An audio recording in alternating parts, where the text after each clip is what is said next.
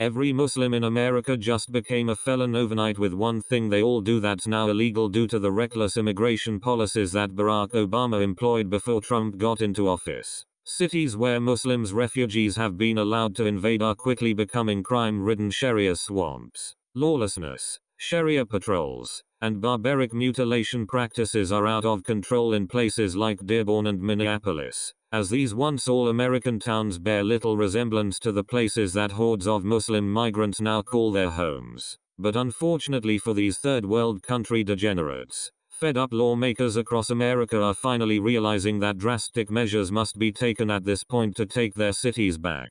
And now every Muslim in America has just been made a felon, after what lawmakers just decided to pass in many cities across our country. Muslims across America continue to be incessant in their goals to normalize Sharia law and have it recognized in our court systems, despite the blatant fact that Sharia law cannot coexist with the Constitution of the United States. Under Sharia law, men can stone their wives to death.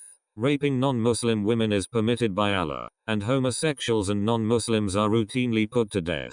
Limbs are chopped off for stealing. Honor killings are routinely carried out after Muslim men rape women, and the testimony of women and non-Muslims are not even considered under Sharia law. Additionally, Muslims are permitted to take non-Muslims as sex slaves. Non-Muslims cannot own guns, and anyone who leaves Islam is viewed as an apostate and immediately killed, just to name a few of the beliefs held under Sharia law. One of the barbaric Sharia law practices that all Muslims follow is the mutilation of little girls, where the clitoris is completely chopped off and removed because Muslims believe that women should have no pleasure whatsoever in sex, as females exist on this planet simply for procreation and the pleasure of the disgusting and nasty Muslim men who rule them. Female genital mutilation, FGM, is the latest portion of Sharia law that Muslims are seeking to have normalized and accepted in American society. And in recent months a huge scandal emerged about two Muslim doctors in Michigan who were illegally performing this practice on a disturbing number of tiny girls.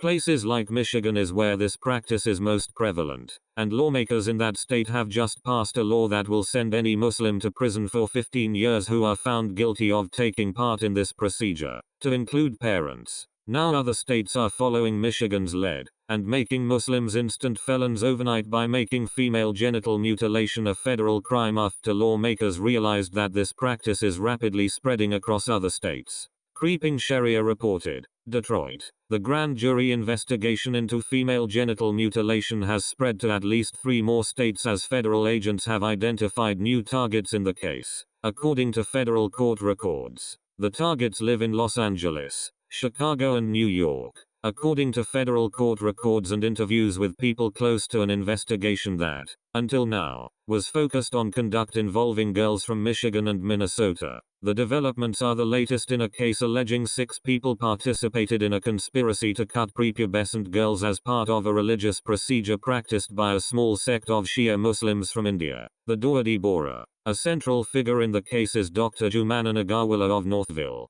who is accused of mutilating girls' genitalia at the Berhane Medical Clinic in Livonia. Federal officials have identified new targets in Los Angeles, Chicago and Minnesota. Nagawala's lawyer Shannon Smith wrote in a court filing Tuesday. She believes more people will be charged in federal court. The Detroit News has learned federal agents are investigating at least one other person in New York. One criminal defense lawyer based in New York City declined to comment about the investigation during an interview Monday. The most recent indictment in the case alleges 6 girls were mutilated, including 4 from Michigan. There is also absolutely no evidence to support the government's statement that Dr. Nagawala cut the genitals of dozens of victims, Smith wrote. When the government makes claims like it estimates that Dr. Nagawala performed female genital mutilation on at least 100 minor girls, the government is unable to support the assertion and certainly has provided no discovery to support the claim. Some members of the Doherty Bora community who have spoken against the procedure said genital mutilation is performed to suppress